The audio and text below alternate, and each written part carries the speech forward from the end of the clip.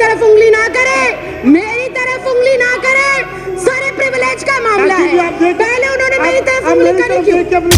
एक चाय वाला इस लोकतंत्र के अंदर एक वोट के अधिकार से सीधा चाय वाले से प्रधानमंत्री बन जाता है, उस वोटर आईडी कार्ड की कोई अहमियत नहीं। एक चाय वाला क्या बात करते हो कि जिस पहचान पत्र की बदौलत एक तड़ी पार व्यक्ति इस देश का गृह मंत्री बन जाता है। जिस मैंने नाम नहीं लिया, तड़ी पार कौन है? तड़ी पार कौन है? तड़ी पार कौन है? चाय वाला कौन है? इतनी गर्माहट क्यों इतनी मिर्ची लग गई? क्यों इतनी मिर्ची लग गई? आपको इतनी दिक्कत क्या हो गई? आपको इतनी परेशानी क्या हो गई? मैंने तो किसी का नाम भी नहीं लिया।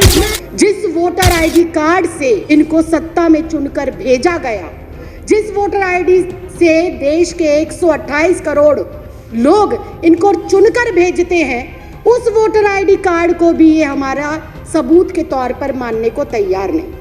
क्या हमारे देश के माननीय प्रधानमंत्री अपने माता पिता का जन्म प्रमाण पत्र दिखा पाएंगे? क्या हमारे देश के माननीय गृह मंत्री अपने माँ बाप का जन्म प्रमाण पत्र दिखा पाएंगे? क्या हमारे इस देश के रक्षा मंत्री हमारे अपने माँ बाप का जन्म प्रमाण पत्र दिखा पाएंगे? क्या आरएसएस प्रमुख मोहन भागवत अपने माँ बाप का प्रमाण पत्र दिखा पाएंगे?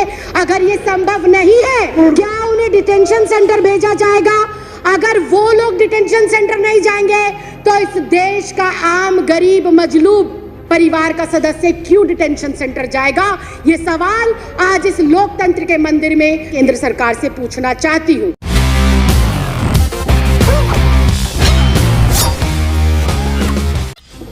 एनसीआर, एनपीआर और सीए को लेकर बहुत सारे सवाल हैं कि इस देश के अंदर इस समय कैसी सरकार चल रही है जो बहुत कंफ्यूज है, जो बहुत अज्ञानी तरीके से, अनजान तरीके से, उसे पता ही नहीं है कि देश को किस ओर लेकर जाना है, देश के लिए क्या जरूरी है, देश के लिए कौन से मुद्दे महत्वपूर्ण हैं, देश के लिए कौन से कानून महत्वपूर्ण हैं। उनको इस चीज की बिल्कुल जानकारी नहीं है। बहुत ही अजीब से लोग इस देश के केंद्र की सत्ता के ऊपर बैठकर अजीबोगरीब फैसले ले रहे हैं। जो इस देश में अभी तक विदेशी कहे जा रहे हैं, उनको ये नागरिकता दे रहे हैं बिना किसी कॉमा फुल स्टॉप के। और इस देश के अंदर जो सदियों से, दशकों से रह रहे हैं, उनको ये कहते हैं कि अगर तुम इस देश के नागरिक हो तो तुम्हें कागजात देने पड़ेंगे, तुम्हें प्रूफ करना पड़ेगा कि तुम इस देश के नागरिक हो। ये अजीब विडंबना है। हमारे पास वोटर आईडी कार्ड है, हमारे पास आधार कार्ड है, हमारे पास पैन कार्ड है, हमारे पास पासपोर्ट है, उनको ये हमारे कागज नहीं मानते। जिस वोटर आईडी कार्ड से इनको सत्ता में चुनकर भेजा गया, जिस वोटर आईडी से देश के 128 करोड़ लोग इनको चुनकर भेजते हैं, उस वोटर आईडी कार्ड को भी ये हमारा सबूत के तौर पर मानने को तैयार नहीं। बहुत ही हास्यास्पद बात है कि जिस पहचान पत्र की बदौलत एक तड़ी पार व्यक्ति इस देश का गृह मंत्री बन जाता है। जिस मैंने नाम नहीं लिया, मैंने नाम नहीं लिया, मैंने नाम नहीं लिया, मैंने नाम नहीं लिया, मैंने नाम नहीं लिया, ये ऑन रिकॉर्ड है, मैंने नाम नहीं लिया। आप अपना भाषण जारी रखिए ना। मैंने नाम नहीं लिया। मैं अध्यक्ष जी, आप मेरी तरफ उंगली ना करें, मेरी तरफ उंगली ना करें, सारे प्रिविलेज का मामला है। पहले उन्होंने मेरी तरफ उंगली करी क्यों? अपनी बात कहते रहिए। अध्यक्ष जी, मैं बहुत शांति से और शालीनता से ये कह रही हूँ कि जिस पहचान पत्र की बदौलत एक आम साधारण नागरिक एक तड़ी पार को चुनकर देश का गृह मंत्री बना सकता है। आगे बढ़िए। एक चाय वाला, एक चाय वाला, एक चाय वाला, एक चाय वाला, एक चाय वाला, एक चाय वाला इस लोकतंत्र के अंदर एक वोट के अधिकार से सीधा चाय वाले से प्रधानमंत्री बन जाता है, उस वोटर आईडी कार्ड की कोई अहमियत नहीं। क्या बात करते हो? क्या बात करते हो? और मैंने किसी का नाम नहीं लिया।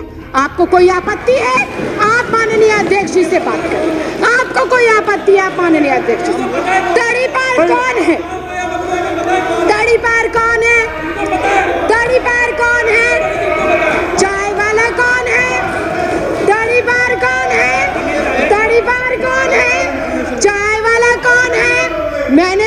नहीं कहा, मैंने किसी का नाम भी नहीं लिया। आप क्यों इतना आग बबूला हो रहे हैं? इतना आग बबूला क्यों हो रहे हैं? इतनी गर्माहट क्यों? इतनी गर्माहट क्यों? क्यों इतनी मिर्ची लग गई?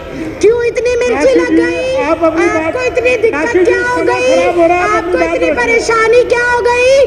मैंने तो किसी का नाम भी नहीं लिया, मैंने किसी दल का नाम नहीं लिया, मैंने किसी व्यक्ति विशेष का नाम नहीं लिया।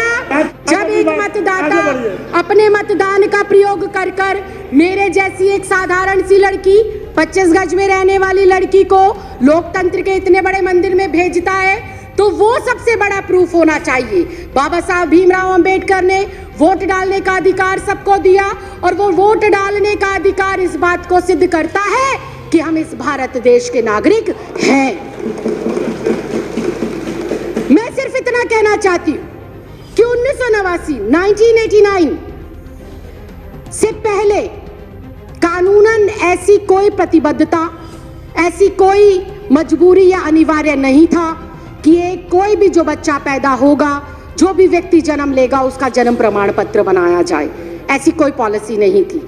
जब ऐसी पॉलिसी पहले नहीं थी तो मुझे समझ नहीं आता एनपीआर, एनआरसी और सीए के लिए माँ बाप का जन्म प्रमाण पत्र हो अनिवार्य, ये किस बिहाफ पर लिखा गया, ये बिल्कुल समझ के परे। और फिर एक बार फिर से विपक्ष को हो सकता है मेरी बातों से आघात पहुंचे, लेकिन ये कटु सत्य है कि अगर ये कंपलसरी है कि एनपीआर, एनआरसी और सीए के लिए अपने अपने माता पिता का जन्म प्रमाण पत्र दिखाना जरूरी है, तो क्या हमारे देश के माननीय प्रधानमंत्री अपने माता पिता का जन्म प्रमाण पत्र दिखा पाएंगे? क्या हमारे देश के माननीय गृह मंत्री अपने माँ बाप का जन्म प्रमाण पत्र दिखा पाएंगे? क्या हमारे इस देश के रक्षा मंत्री हमारे जो ये एनसीआर, एनपीआर और सीए है, इसके माध्यम से अपने माँ बाप का जन्म प्रमाण पत्र दिखा पाएंगे? क्या इस देश के माननीय राष्ट्रपति अपने माँ बाप का जन्म प्रमाण पत्र दिखा पाएंगे? क्या आरएसएस प्रमुख मोहन भागवत अपने माँ बाप का प्रमाण पत्र दिखा पाएंगे? क्या श्री एल.के. आडवाणी जी अपने माँ बाप का प्रमाण पत्र दिखा पाएंगे? या माननीय अध्यक्ष महोदय आप स्वयं अपने माँ बाप का प्रमाण पत्र दिखा पाएंगे? अगर ये संभव नहीं है, अगर ये संभव नहीं है, अगर ये संभव नहीं है, अगर ये संभव नहीं है, अगर ये संभव नहीं है, राखी जी, अगर ये संभव नहीं है, तो मैं माननीय अध्यक्ष महोदय सिर्फ इतना कहना चाहती हूँ कि जब बीजेपी का शीर्ष नेतृत्व, केंद्र में बैठे मंत्रिमंडल, प्रधानमंत्री, गृह मंत्री अपने माँ बाप का बर्थ सर्टिफिकेट नहीं दिखा सकते, तो क्या उन्हें, मैं कंक्लूड ही कर रही हूँ सर, क्या उन्हें डिटेंशन सेंटर भेजा जाएगा? अगर वो लोग डिटेंशन सेंटर नहीं जाएंगे तो इस देश का आम गरीब मजलूब परिवार का सदस्य क्यों डिटेंशन सेंटर जाएगा? ये सवाल आज इस लोकतंत्र के मंदिर में मैं आपके माध्यम से केंद्र सरकार से पूछना चाहती हूँ।